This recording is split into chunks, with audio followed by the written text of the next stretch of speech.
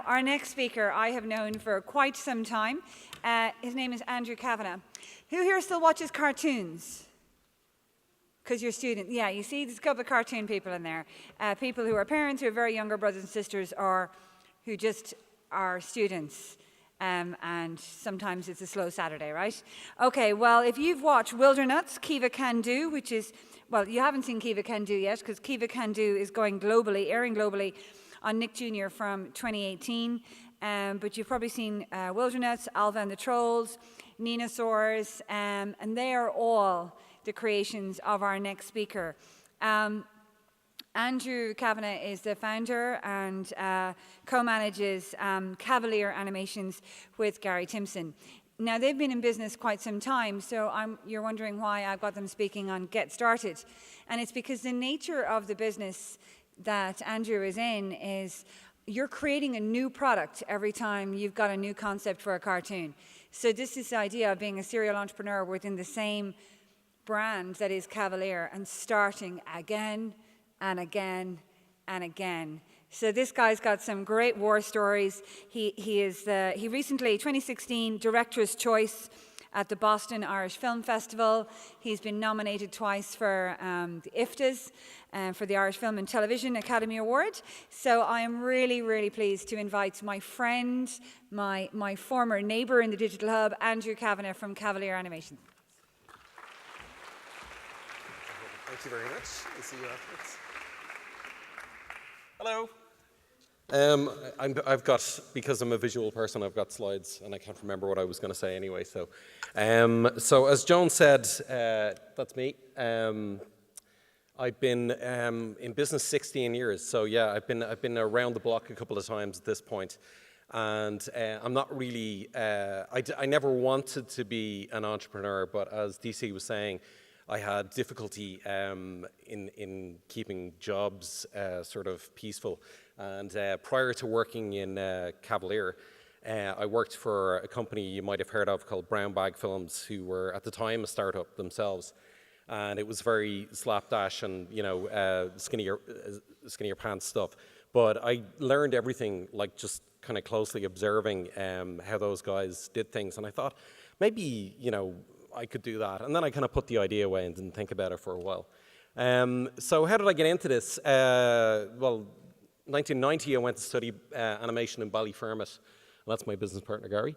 And I graduated, and all of the studios that were in Ireland closed down that summer. There was Sullivan Bluth closed, Terrigulf closed, the Murakami Wolf, who made Teenage Mutant Ninja Turtles, they closed. So there was nothing to do. So I took a job in this startup, and I was lucky enough to be there for about 2.5 years, just at close quarters with Cathal and Dara when they were getting Brown Bag off the blocks. And at the time I was there, I was reading a book, as I do. I'm a big book fanatic.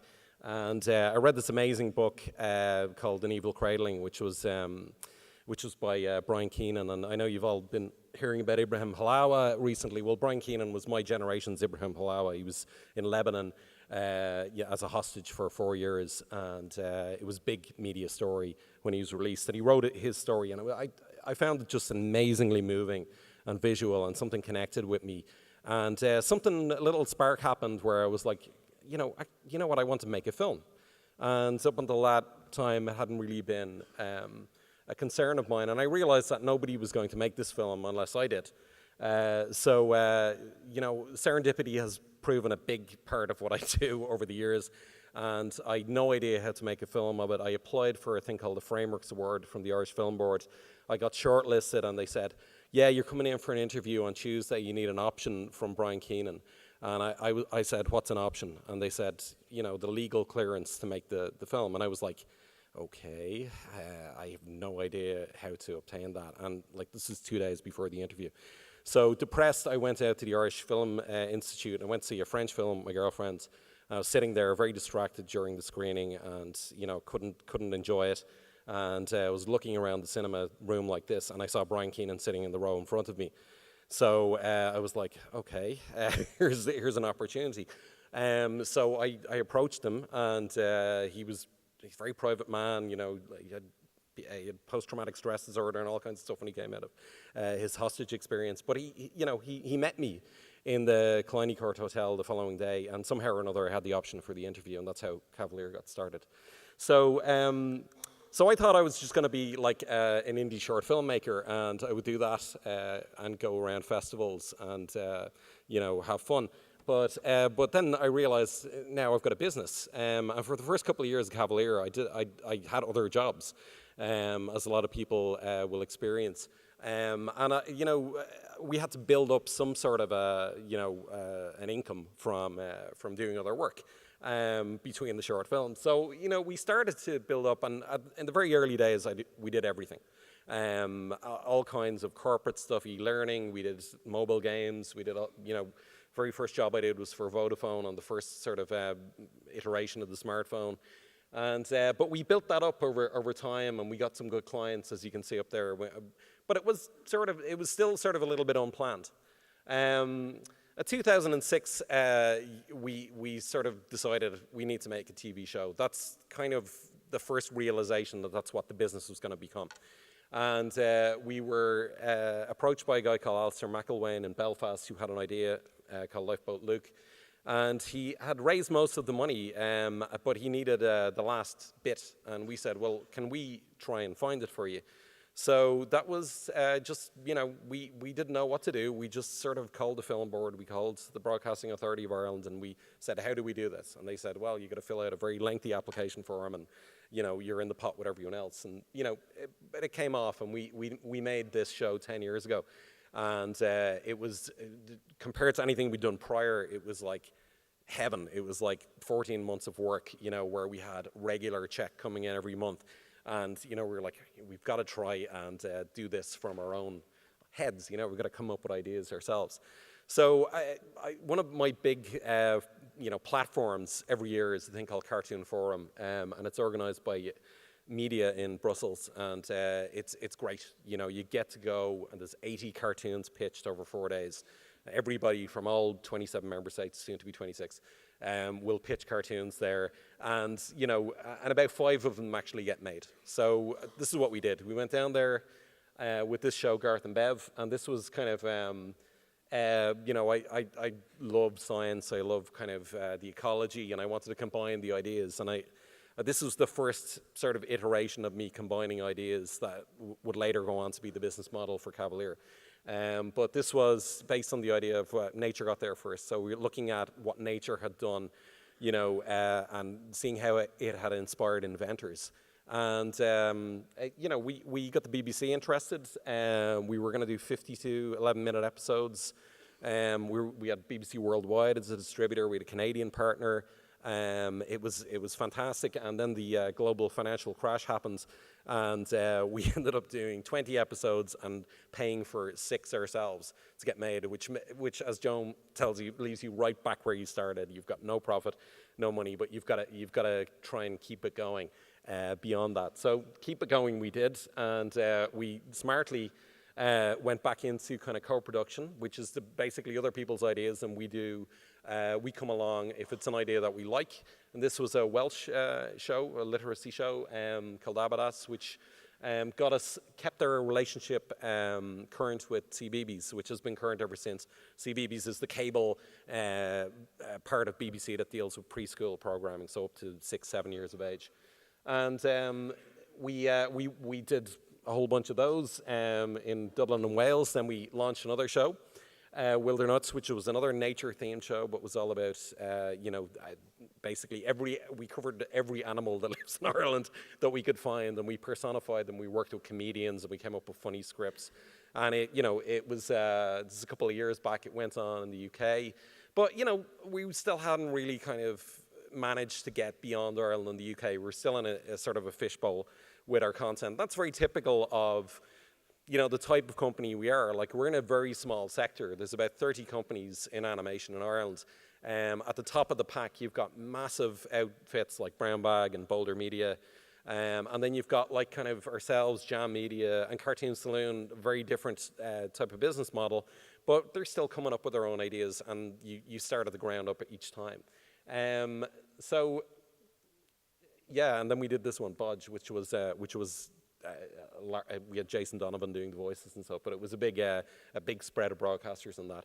So I thought, if I'm going to be serious about, keeping my dream and love of doing my own shows, if I want to do that, I need to start doing what I did at the very early stages of Kavaleer. When I read Evil Cradling, and when I read The Exile's Return by Dorit Rabinian, and the stuff that I based my short films on, something that emotionally connected with me.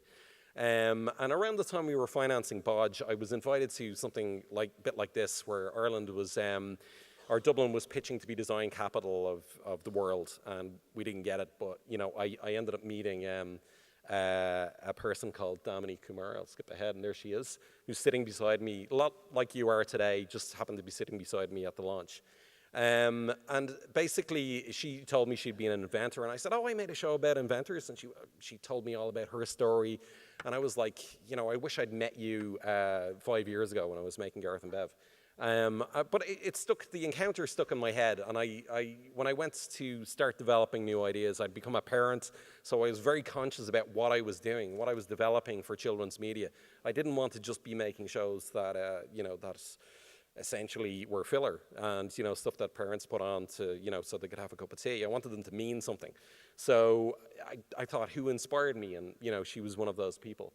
So we made, it took us a few years, but we made this show, and it's currently on RT Junior, and it starts in France on Lagardère Network this weekend, and Hong Kong in December, and then, as Joan said, 100 territories from next year on the Nickelodeon Junior platform. So this was that was the kind of validation, really, that, had been, keeping me going for like 14, 15 years. It was a tough sell. It was like, basically what I did was I tried to create a Bob the Builder for girls.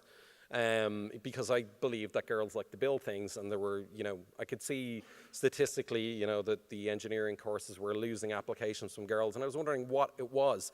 I read an article somewhere when I was developing this that, that Disney had published. When Doc McStuffins, they do a lot of kind of checking up on the effects that their shows have. The quantitative and qualitative research that they do.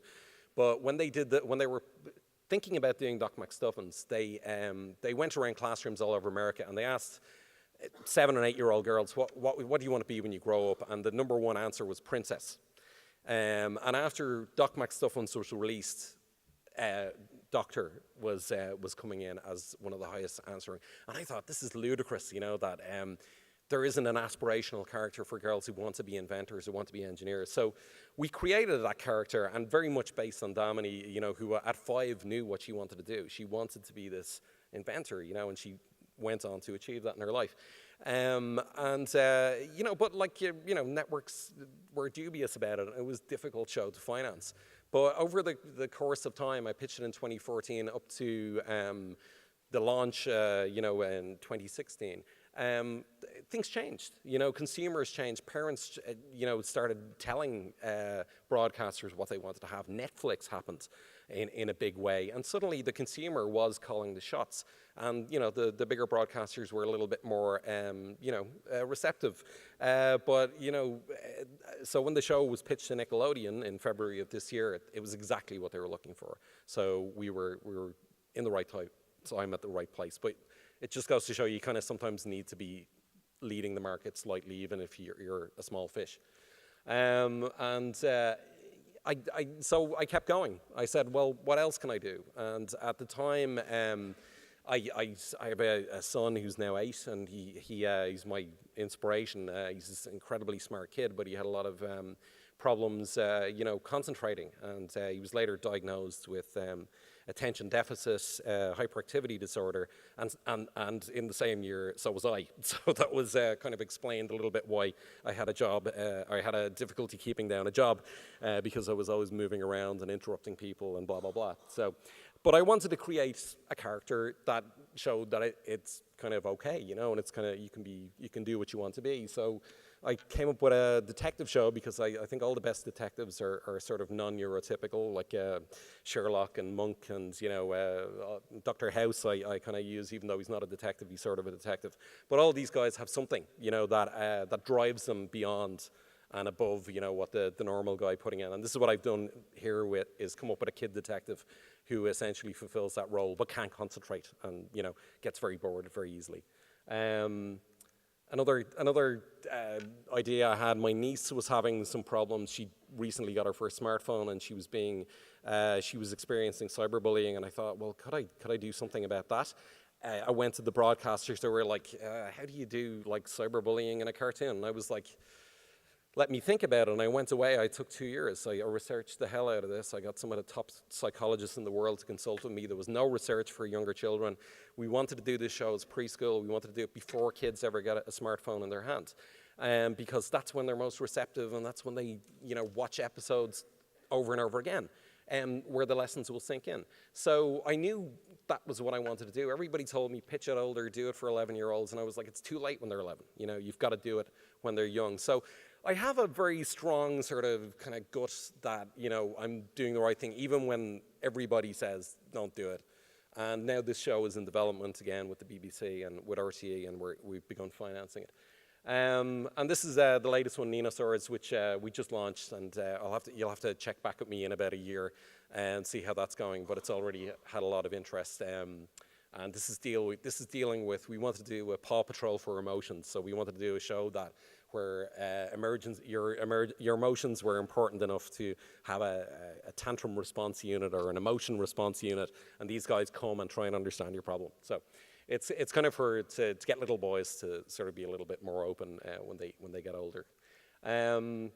So we continue to do, as Joan said, we continue to make shorts. We continue to do what we love. I haven't had to park all of this stuff because the business demanded it. And, what I do is I do refreshers in my business where I get very involved in something. A lot of the time I have to kind of remove myself quite early from the process because I know I will get obsessed and I won't do anything else. I won't do any business planning or marketing or anything else.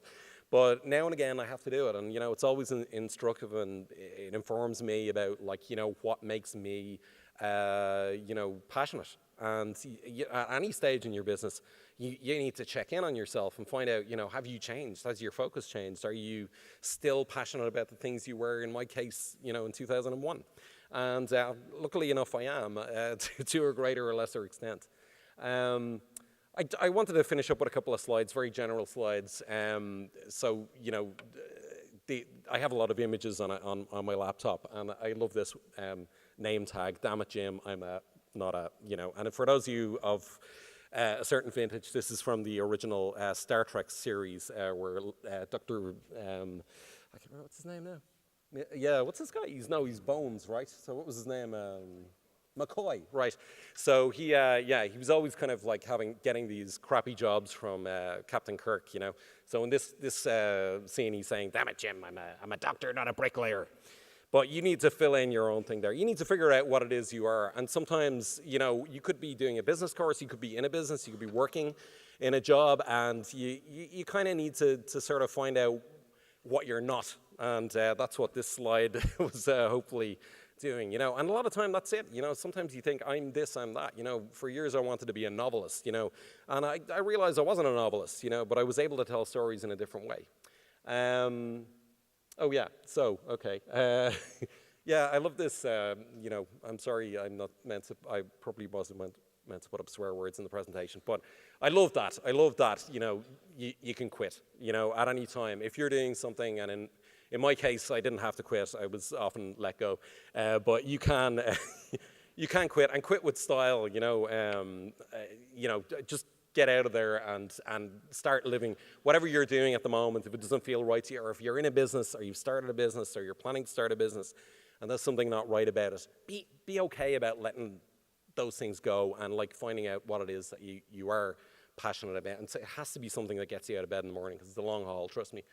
And perseverance. These are the only things I know, really, is the only way you're going to persevere at anything is if you love it, You've really got to, you will quit otherwise, and you're probably better off quitting. But, the Angry Birds guys who I saw at a conference just after they'd gotten that huge sort of growth in their business, and they did that very raw presentation where they talked about the 48 or 50 games that they made, and they were going broke. And then suddenly Angry Birds got launched, and the formula was there. But, you know, every one of those games that they made prior to that, it was informing them of what would be successful. And they might have known their process inside out, but there was something missing up until that point. But you really have to genuinely love what you're doing. And then just break rules and push boundaries. And one of the things I've discovered is that, you know, you get this kind of face sometimes when you pitch an idea that's a little bit outside the pale. My clients are like, you know, 5 and 6 year old kids. It's a very traditional thing. You know, we did a show, I kind of skipped by the slide earlier, called Pablo with a company in Northern Ireland. And it was the first show that had, you know, an autistic protagonist in it, and was written by autistic people and voice acted by autistic people. And this was created by a lady called Grania McGuinness in Belfast. And we were just like, let us work on this with you. You know, we want to be there. If you can't, you know, as Jack Ma says, if you can't be the best, be the first. And the only way you're going to be the first is, like, you know, if your gut's telling you something, just, you know, push ahead. Like, everyone else will catch up. The market will catch up with you. You know, don't follow the market too much. Listen to the market and be aware of what's going on in it, but use that as a way of predicting where it's going. And I'm in a collaborative business. I mean, I'm one guy. These shows are made by 50, 60 people. Be very nice to everybody you work with. You know, as your business grows, you'll find out my crews go up to 50, back down to 5, you know, that kind of thing. I tend to work with similar people, you know, and we get some people coming back for different shows because they want to do it. But really, you know, you're working with new people all the time. And, you know, they're great. It's teamwork, you know. My business is all about teamwork. And, you know, sometimes you don't have to pick the team. The project will attract the team. There is a truth in that. And those are the teams of the last 2 shows we made, Pablo and Cuba Can Do. And that's, if you want to follow Kavaleer on Twitter or Facebook, that's us there. And, you know, thanks for listening. All right, thank you.